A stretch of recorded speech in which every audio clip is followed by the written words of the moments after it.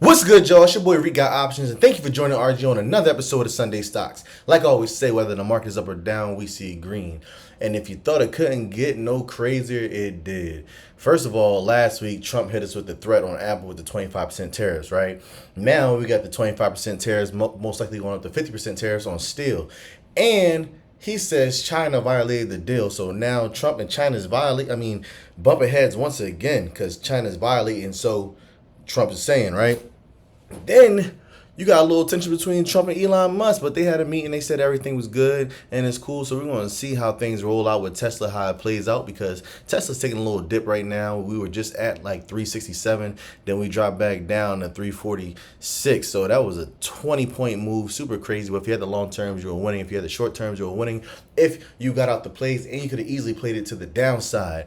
All that stuff is going to turn out crazy when the dust settles at the end of June, because I believe this is going to be a bearish month. As you can see, we have the monthly chart up right now on SPY, and you can see my personal watch list over here right now. We're going to go over a couple tickers with the monthly and talk about what's going to go on. And this is a jam-packed week full of data, and the most important thing coming out this week is non-farm payrolls on Friday. And you know how we do. We play the inverse. So with non-farm payrolls, if it opens up like this at 8:30 when the data comes out, then most likely it's going to drop back down. And if it does the same thing, going to the downside, boom, it's going to go up like that. So we inverse the initial move. With that being said, that's how we play non-farm payrolls. That's what you want to look at. So let's get right into it. And let's talk about SPY monthly. We're going to talk about Triple Q monthly, and then we're going to talk about IWN monthly. I did not clean up Triple Qs because all of this is when I was day trading. I'm sorry I'm all sloppy with you guys right now, but these are all my day trade lines. This is not just from one day, it's from multiple days, because we have been pumping, right? But I'm going to clean this up for you so you don't get a little too confused what's going on. But let's go back to SPY. This is a bullish reversal right here on SPY, right? And this is a Morningstar doji right here. We are bouncing off my 66618 range, close to the 50 EMA, crossed the 21 EMA. Then we got through the non-EMA. We're coming up here. We did get a rejection right there at 595 this month, but this was the best May since the 90s, I believe, May 1995. And we ran up 6% this May. So it was a great recovery. So we recovered everything that we lost from March and then in April when we got that tariff news. So this is what I like to do. This is what I like to look at. I'm looking at the 1% retracement level, see how far we're going to go up, and then boom. We had 23% retracement level and 30% up to the top. What I like to do is when I'm charting, I'm on the Discord and I have my weekly Zoom meetings. We are doing the 66618 range. We take it right here, boom. Now we can slide it anywhere we want to, but that's kind of sloppy, right? So I always take it to the top of a level or a bottom of a level, depending on where we're at. Since we are under the 1% retracement level right now, I put it right here. And look, perfect rejection of the 66618 range. Now, this month, if we get through 595, we could test 614 and higher. What I believe is going to happen in the month of June and July before August, right? I think that we're going to run up something crazy. We're going to get another push to the upside, nice little bull run, right? And we could possibly hit about 635. And if you've been looking at the market closely, you've been listening to a lot of traders talk, everybody's trying to price in another 20% correction. I don't think we get a 20% correction right here. It'll be asinine. We go right back down to like 495, maybe even 485. I believe we go to 435. We go up to 635, run up, boom, and then we come back down to like 500. Still in a bull case scenario, still in a technical bull market. We got a nice little pullback before we run back up through the rest of the year, and we recover like 150, 200 points, and we get to the 700s, roughly in the S&P 500. So when the end of the month happens and we start a new month, I always love to come to the monthly to figure out what we're going to do, because we made a lot of profit right here. If you're in the Discord, we snapped the month of May. We had 14K days. We had $5,000 days. We had 5,000% days, 2,000% plays. That was thanks to UNH. We had a lot of moves off the long terms of NVIDIA and Tesla. So we were calling these plays out, and Apple also. So back to what I was saying, we like to look at the monthly to see how the month closed and how to prepare for the next month, because we're going to play those long terms from the gate. Then we're going to get into the day trades. You feel me? Because you're going to make it only but so far just day trading every day. You want some long terms, you want to protect your money, and you want to make sure that you're in good standing, because you don't want to blow your account by being too overzealous over trading, right? Tech is looking good too. Same as SPY. It's doing what it needs to do. I would do the same thing right here. Take my 66618 range. Boom. Get that. Put it up there. And look, same thing. Rejection right here, the 66618 range. So I'm looking to get into 528 on triple Qs, then run up to 541. Most likely we could do that this month. You know, we don't have to have 6% months every month, and it doesn't happen that way. We can get 2% in the month and then just trade sideways and then pop at the end of the month. IWM still going. When you look at VIX, right? When you look at the VIX, I'm gonna take this off because we could redo it. When you look at the VIX, all this is just nasty in here. It's just nasty. The VIX is coming down. The VIX is coming down. It's below the 200 EMA. The 9 EMA is crossing the 200. Sitting right here at the 21 EMA with a nice bounce, and the 50 EMA. If all these cross and start going down, we're coming back down to 15. That's going to cause a crazy, crazy bull run. Looking at Tesla, Tesla's looking good too.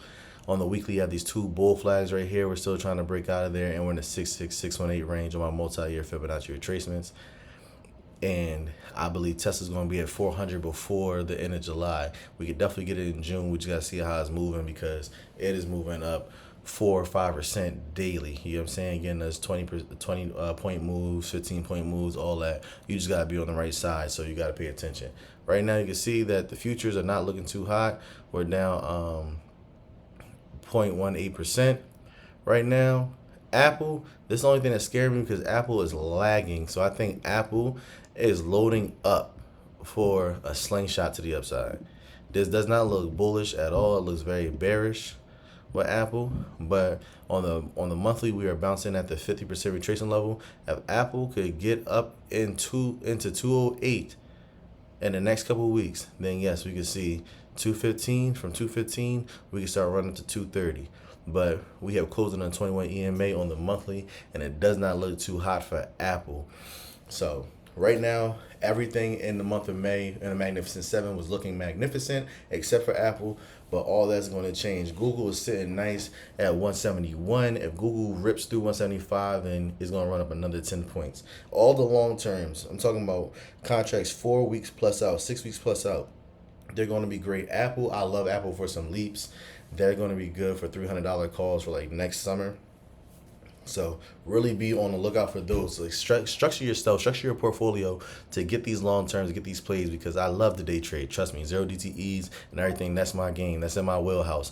But you should not abuse it. You abuse anything, it's going to turn out bad. You feel me? So that's what we're looking at right now with the Mag 7. If you're not subscribed to the Discord, please subscribe, and you're going to get more call-outs and more plays. We do a weekly watch list every Monday, and then we do weekly Zoom calls Sunday and Monday at 9 p.m.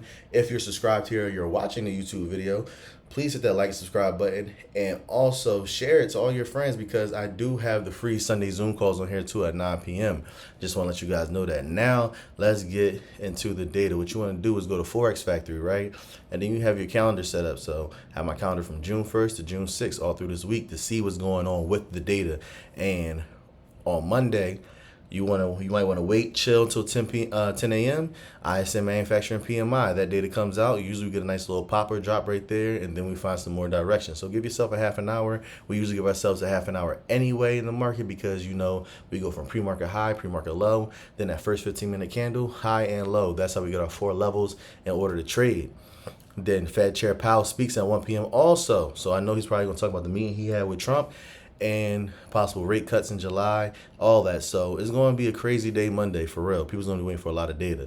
And then on Tuesday at 10 a.m., we have JOLTS jobs opening. So 10 a.m. for the next 3 days, it's just going to be very, very important when it comes to like ISM data, manufacturing, and then we have ISM services on Wednesday. Thursday, we have Nothing other than Fed members speaking, and then we have natural gas storage. And then Friday we got the big kahuna in the market. Last time non-farms, I believe it was a dud, but this one right here, this could shape the game right here. All right, because you usually get like 100% play out of that on SPX or SPY.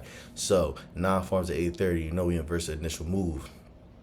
Back to the market, we had a great May. Let's see if we can keep that up. Apple is definitely bullish during June. The market is a little bullish during June. Nvidia is an okay slow month. AMD runs up. Chips are going to go crazy if we hear anything with China. Also, Apple still has not said anything about the tariff talks and then making all their products in America. Once we get any type of information on what's going on, how they feel about what Trump said, that's going to really shape and move that ticker.